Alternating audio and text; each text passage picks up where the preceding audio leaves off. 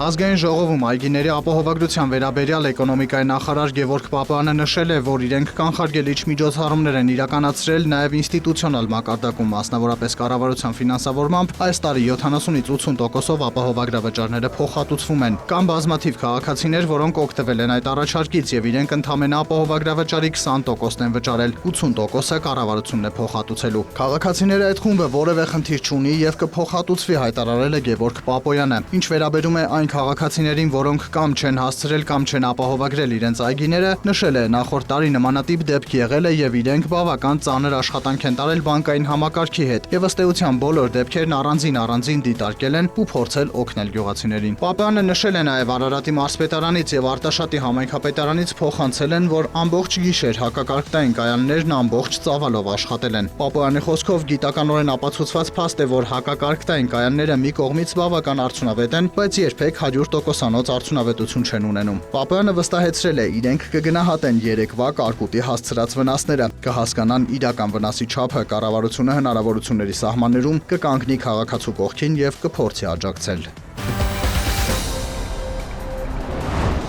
Գյուղոլորտի խորհրդատուների համար մշակվել է ուսումնական ձեռնարկ 13 մոդուլից կազմված ուղեցույցում ներկայացված են գյուղաճակցության հիմունքները, մեթոդների ընդհանուր տեսությունը, ծրագրերի կառավարումը, մասնագիտական էթիկան, ֆերմերային կազմակերպությունների զարգացումն ու ոլորտային այլ կարևոր թեմաներ, որոնք հստակ պատկերացում են տալիս գյուղատնտեսական խորհրդատուի դերի եւ գործնական հմտությունների վերաբերյալ։ Արարատի մարզի թիրախային համայնքներում արդեն մեկնարկել է կարիքների գնահատումը փակ հարցաշարերի եւ ֆոկուս խմբային քննարկումների միջոցով, որ հասկանան համայնքներում արկա խնդիրները, ինչպես տեխնիկական հագեցվածության, այնպես էլ ֆերմերների կարողությունների ու գիտելիքների մակարդակի վերաբերյալ։ Առանձնացրել են թունաքիմիկատների ճիշտ օգտագործման ու ոռոգման ջրախնայողական տեխնոլոգիաների հարցերը։ Ըստ էության մենք ուսումնասիրում ենք կարիքները, որոնք խոչընդոտում են ֆերմերների հնարավոր եկամուտների ստացմանը եւ փորձում ենք տվյալ խոչընդոտները վերացնելու ուղղված գործողություններ իրականացնենք։ Դրանցից օրինակ կարող եմ ասել ջրի ոռոգման ջրի կառավարման հետ կապված, որ երբեմն ֆերմերները չափից ավելի ժամանակ են օգտագործում իրենց տարածքները ոռոգելու համար, մենք արդեն ունենք որոշակի մոտեցումներ կաթիլային ոռոգման ներդրման հետ կապված։ ԻԱԴԱՄ ծրագիրը ֆինանսավորում է Եվրամիությունը իրականացնում զարգացման ֆրանսիական գործակալությունը էկոնոմիկայի ու տարածքային կառավարման եւ ենթակառուցվածքների նախարարությունների հետ համատեղ։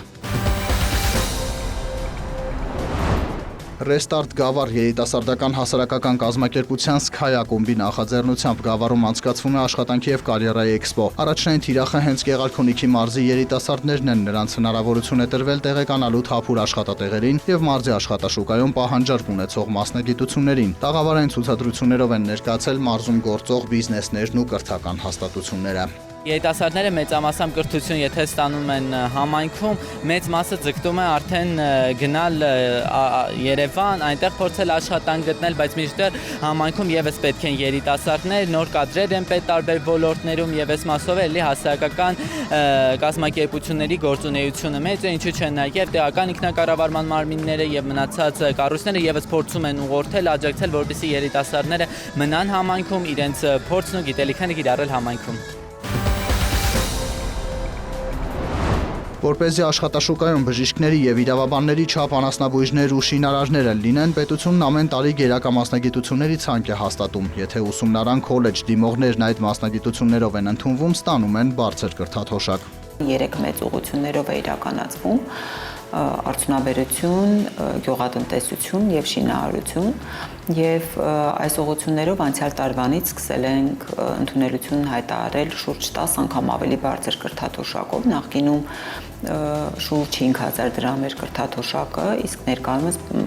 գերակա մասնագիտությունների գծով 50000 դրամի չափով կրթաթոշակ է առաջարկվում։ 50000 դրամ կրթաթոշակ ստանում են բոլոր առաջին կուրսեցիները, երկրորդ կուրսից հաշվի առնվում ուսանողի առաջադիմությունը։ Եթե գերազանց ամբողջությամբ առաջադիմությունը կրկնվեմ 55% է, 55000 է դառնում, եթե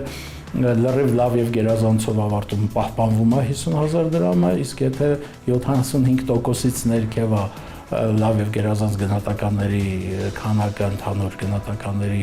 զրկվում է կրթաթոշակից 75-ից 100%-ի դեպքում մինչեւ 100%-ի դեպքում 40000-ական դրամ են ստանում կրթաթոշակ։ Լոնդոնի բորսայում Brent ապրանքանիշի հուլիսի մատակարարումների ֆյուչերսների գինը նախորդ օրվա բորսաների փակման պահի ցուցանիշի համեմատ նվազել է 0.2%-ով, կազմելով բարելի դիմաց $62.06։ Նյու Յորքի ապրանքային բորսայում WTI տեսակի նավթի հունիսի մատակարարումների ֆյուչերսային գինը նախորդ օրվա բորսաների փակման պահի ցուցանիշի համեմատ բարձրացել է 0.4%-ով, կազմելով բարելի դիմաց $59.23։ Ոսկու միջազգային գինն աճել է 0.7%-ով եւ մեկ ունցիայի դիմաց կազմել